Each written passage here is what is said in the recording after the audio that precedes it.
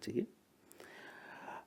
इस संप्रदाय की मुख्य आलोचना स्वरूपात्मक संप्रदाय के बरक्स खड़े दूसरे संप्रदाय के लोग जो यानी कि समन्वयात्मक संप्रदाय के द्वारा की गई और उसमें सबसे प्रमुख जो आलोचक थे वे पेट्रियम सोरोकिन थे। पेट्रियम सोरोकिन ने अपनी एक मैग्नम ओपस हम जिसे कहते हैं उनकी कंटेम्प्ररी सोशियोलॉजिकल थियरीज उसमें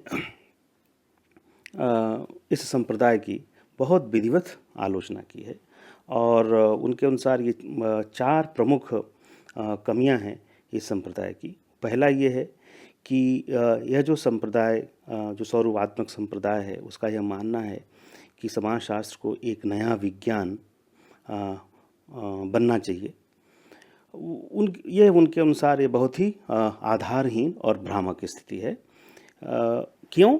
क्योंकि सोरकिन के अनुसार जो सामाजिक संबंधों के जो स्वरूप हैं वह जिन सामाजिक संबंधों के स्वरूपों का अध्ययन करने की बात स्वरूपात्मक संप्रदाय के विद्वानों ने की, वे सामाजिक संबंध अन्य सामाजिक विज्ञानों के द्वारा भी अध्ययन किए जाते हैं।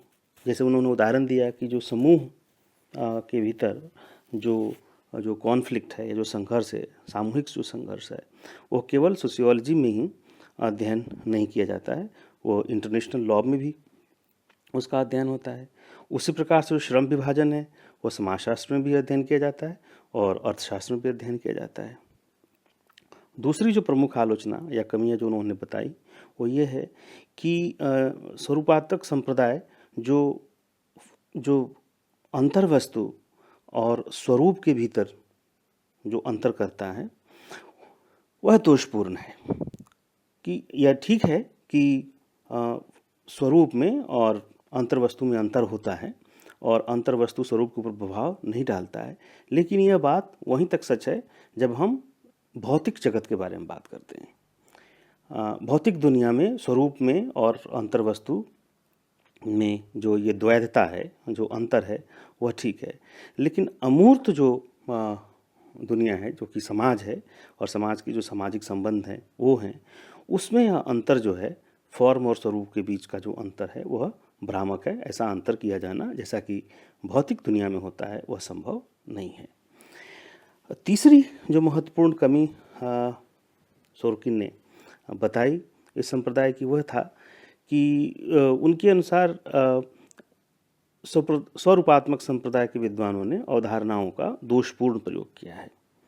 उन्होंने कहा कि जो सामाजिक संबंधों के जिन स्वरूपों को उन्होंने स्वरूपात्मक संप्रदाय के विद्वानों ने जिन की चर्चा की, जिनको नोट किया, जिनको गिनाया कि इन सामाजिक संबंधों का हमें अध्ययन करना चाहिए, सोरकिन के अनुसार वो सारे संबंध वैसे थे जो समरसतापूर्ण वाले थे या इंटीग्रेटिव थे, एकीकरण करने वाले थे या सोशलाइजिंग करने वाले, समाजीकरण करने वाले थे।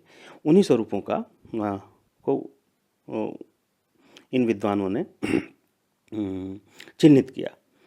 जबकि जो सामाजिक संबंध हैं वो केवल सोशलाइजिंग या समन्वयात्मक या समाजीकरण से संबंधित या इंटीग्रेटिव एकीकरण से संबंधित नहीं होते हैं। वो कॉन्फ्लिक्टिंग भी हो सकते हैं, द्वंद्वात्मक भी हो सकते हैं, विखंडनात्मक भी हो सकते हैं, डिसोसिएटिव भी हो सकते हैं, यानी कि असहयोगात्मक भी हो सकते हैं। तो उन्होंने कहा कि इन्होंने केवल कुछ सामाजिक संबंधों को और उसके स्वरूपों को स्वरूपात्मक संप्रदाय के विद्वानों ने लिया है और दूसरे जो विरोधी जो सामाजिक संबंध हैं उनको संज्ञान में नहीं लिया गया है। और चौथी और बहुत ही महत्वपूर्ण जो क्रिटिसिज्म थी सोरकिन की वो ये थी कि इन विद्वानों ने यद्यपि ये बात की कि समाजशास्त्र को एक विशिष्ट, एक शुद्ध विज्ञान होना चाहिए, उसकी पूरी वकालत की, लेकिन ये केवल उनकी जो है वो एक तरीके से आशा मात्र आकांक्षाएं थीं। इन सबों ने ऐसा कहने के बावजूद भी किसी विशिष्ट संप्रदाय का विशिष्ट समाजशास्त्र का निर्माण अध्ययन के माध्यम से नहीं कर पाए। जैसे रसायन शास्त्र या भौतिकी में ज्ञान का उपयोग होता है, उसी प्रकार से सोशियोलॉजी में जो ज्ञान का उपयोग अन्य सामाजिक विज्ञानों में जो उपलब्ध ज्ञान है उसके आधार पे होता है। और ये कोई विशिष्ट विज्ञान नहीं है, ये एक समन्वय पर आधारित दूसरे सामाजिक विज्ञानों से जो उनके सिद्धांत हैं और जो ज्ञान हैं, जो जानकारियाँ हैं, उनसे पुष्ट होकर के चलता है।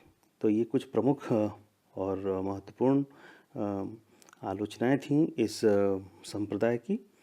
तो हम इसको यहीं पे समाप्त करते हैं और इस सेकेंड पार्ट में, इस वीडियो के सेकेंड पार्ट में हम जो समन्वयात्मक संप्रदाय है या जो सिंथेटिक स्कूल है सोशियोलॉजी के स्कोप के बारे में, उसके बारे में चर्चा करेंगे। बहुत बहुत धन्यवाद।